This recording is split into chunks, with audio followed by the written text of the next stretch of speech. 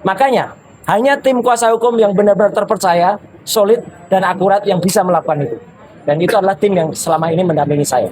Ya, itulah makanya kenapa penegasan saya tadi pagi itu penting. Tim yang mendampingi plus. Tim yang mendampingi plus ya gitu. Plus beberapa yang kami tetap terbuka untuk yang lain. Dan tambahan dari Mas Refli tadi penting banget ya.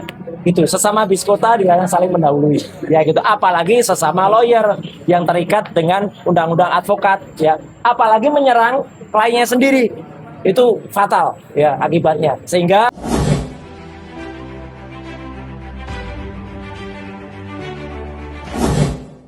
rekan-rekan media, para YouTuber, para podcaster.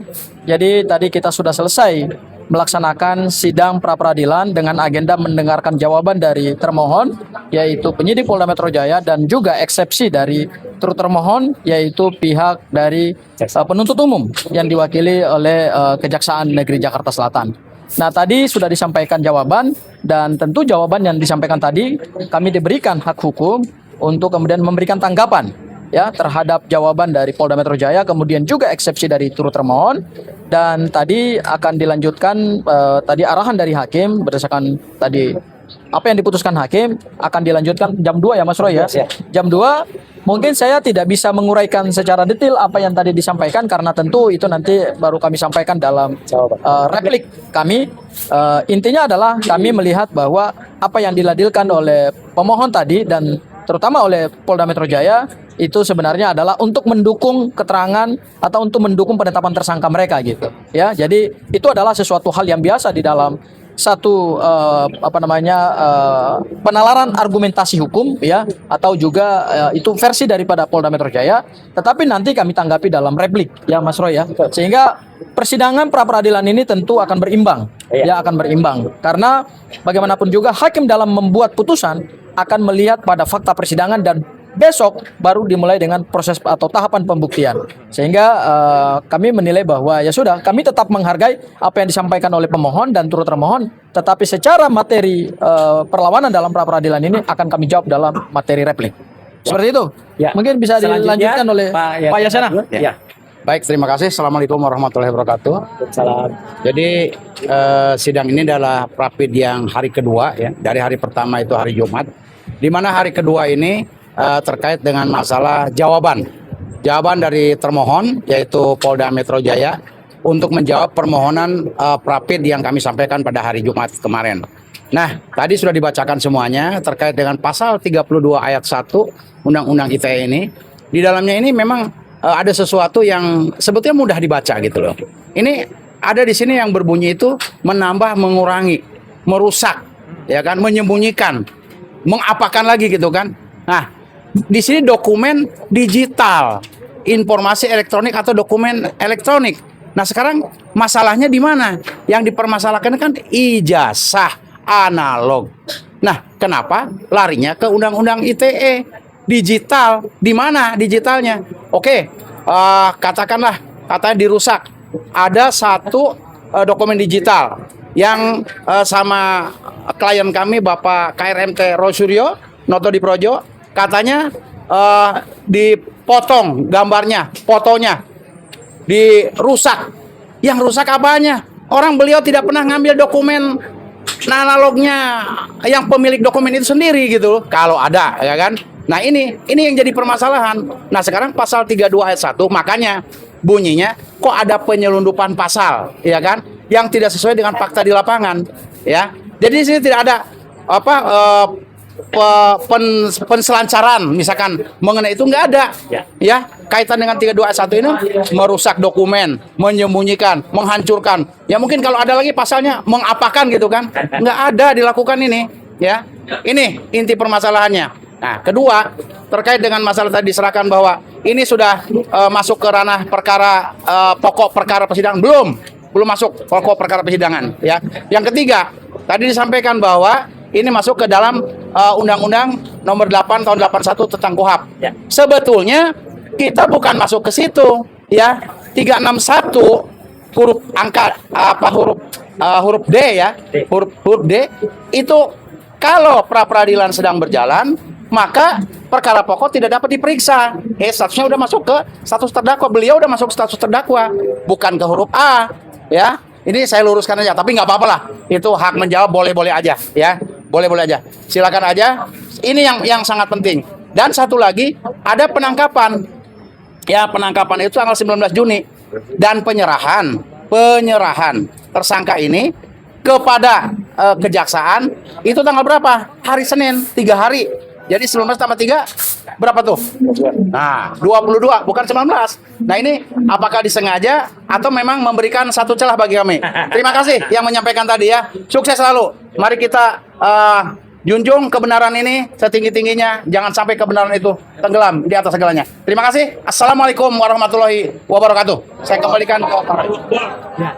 Selanjutnya Jadi prinsipnya hari ini kita tinggal menunggu saja bahwa jawaban atau replik kita yang sebentar lagi akan kita serahkan dan saksikan nanti pada akhirnya dan didengar keterangannya, kita lihat dan kita uji semuanya di dalam ruang persidangan.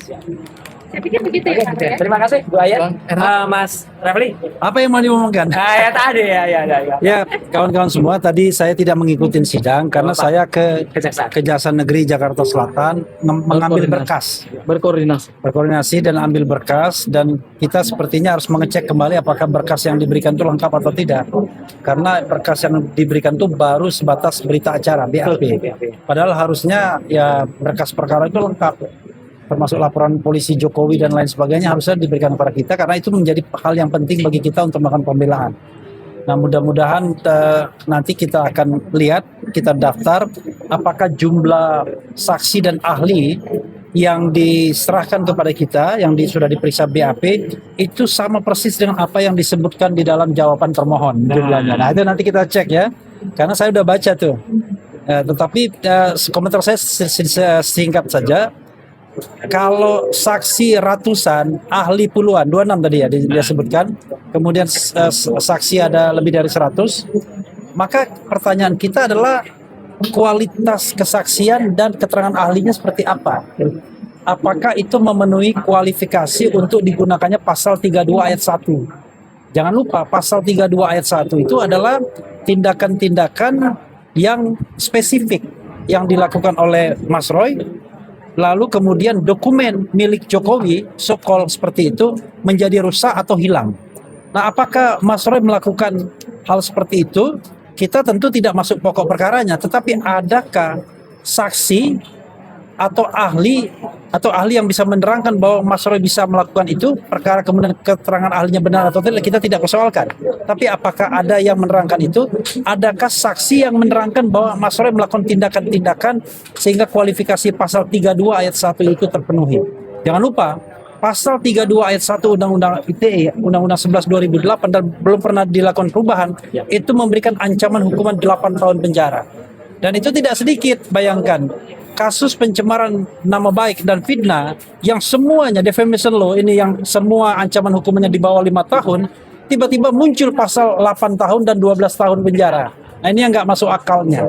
Karena kalau cuma dikenakan pasal fitnah itu cuma 3 tahun ancamannya, dan pencemaran nama baik cuma 9 bulan. Tidak ada kemudian konsekuensi bisa ditahan. Tetapi kan kita struggling, kita berjuang, kita fight agar Mas Roy dan Dr. Tifa tidak ditahan sejak tanggal 13 November 2025 sampai kemudian tanggal 22 Juni kemarin. Padahal kalau pasal 32 dan ayat 1 dan 35 tidak dikenakan, maka sesungguhnya kita aman. Kita tinggal memikirkan perkara pencemaran nama baik dan perkara fitnahnya. Nah, kalau pasal ini rontok, kita akan jauh lebih ringan. Tetapi kalau kita rontokkan semua di pra-peradilan, maka kemudian case close. Tetapi jangan salah ya, sekali lagi ini adalah strategi yang selalu harus dihormati ya dari tim Tokham. Kalau yang lain ya jangan nyerang-nyerang lah ya kan. Ya. Sesama biskota dilarang saling mendahului kan begitu. Apalagi yang diserang cuma Refli Harun doang. Oke, itu saja. Oke. Wassalamualaikum warahmatullahi wabarakatuh. Baik. Jadi dari saya, assalamualaikum warahmatullahi wabarakatuh. Waalaikumsalam. Ya, tadi sudah kita dengar masing-masing dari kuasa hukum saya ya yang tergabung dalam Tokham, dan penegasan sekali lagi yang saya sampaikan tadi pagi, ini adalah kuasa hukum yang resmi mendampingi saya mulai dari pra-peradilan sampai dengan nanti di ujung akhirnya. Dan teman-teman bisa lihat tadi penjelasan dari Hakim Tunggal ya, Pak I Putu Darpana ya gitu, Pak Darpawan maaf, bahwa kita ditunggu untuk nanti menyampaikan replik itu adalah pada jam 2 siang. Makanya hanya tim kuasa hukum yang benar-benar terpercaya, solid dan akurat yang bisa melakukan itu. Dan itu adalah tim yang selama ini mendampingi saya. Ya, itulah makanya kenapa penegasan saya tadi pagi itu penting. Tim yang mendampingi plus. Tim yang mendampingi plus ya gitu. Plus beberapa yang kami tetap terbuka untuk yang lain. Dan tambahan dari Mas Refli tadi penting banget ya. Gitu, sesama biskota dengan saling mendahului. Ya gitu. Apalagi sesama lawyer yang terikat dengan undang-undang advokat ya. Apalagi menyerang kliennya sendiri. Itu fatal ya akibatnya, sehingga penegasan saya tadi pagi cukup penting. Surat yang saya tanda tangan pada tanggal 11 Juli adalah merupakan hal yang sangat krusial. Kenapa sekali lagi ini penting? Ya ini sebagai penutup saja, sekaligus juga supaya tidak terlalu tegang. Ya kenapa kami memilih ya tim ini? Karena di sini ada Mas Refli Harun. Ya. Kenapa Refli Harun? Reflik Harun. Ya, nah, nanti kita akan menjawab dengan replik. Replik itu adalah replik Harun. Gitu ya. Oke, sekian terima kasih. Wassalamualaikum warahmatullahi wabarakatuh. Kaosnya nanti sore. Kaosnya ada tapi nanti sore. Oke. Terima kasih. Kita mau buru-buru pikir ya. Oke, siap.